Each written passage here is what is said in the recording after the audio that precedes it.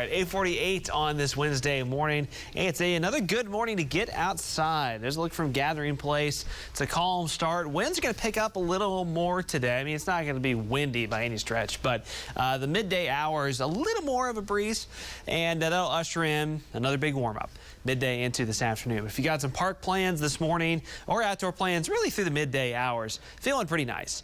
Temperatures now in the 60s around the metro, climbing pretty quickly. Upper 60s around Skytook and Claremore on the north side of the metro, and we'll all bounce back pretty quickly near the 70-degree mark by the 9 o'clock hour. So obviously the last several mornings, especially about the last, well, 3 mornings or so, it's been extremely nice. A few mornings back we had 40s. Last couple of mornings it's been more 50s and the low 60s in the metro.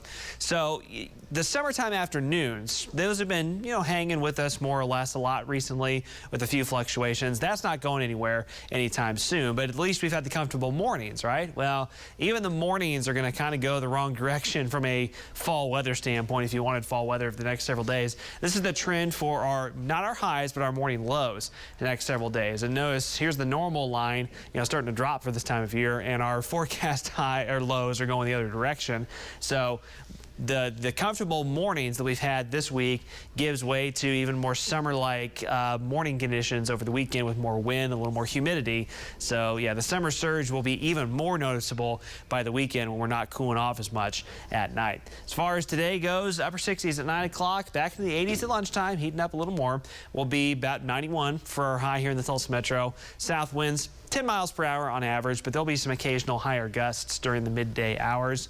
Highs today pretty much exactly the same as yesterday, which is upper 80s in our far eastern areas and low 90s elsewhere, and running above that normal high of 86. Tomorrow morning, we're back into a mixture of 50s and low 60s. Still a nice start to our Thursday morning. Highs tomorrow afternoon.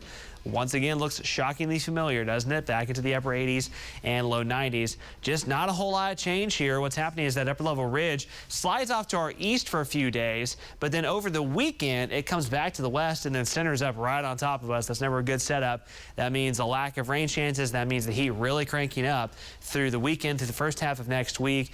We're hoping by late next week, as an upper level trough tries to take shape across the western United States, that will eventually help break down the ridge and then change our weather pattern up, but that'd be more than a week away from now. So we've got a long stretch to go through before we get to some sort of notable weather pattern change the way it looks right now. So settle in for some of these toasty afternoons for quite a few days here, and unfortunately a lack of rain, which means fire danger and drought conditions worsening and fire danger increasing.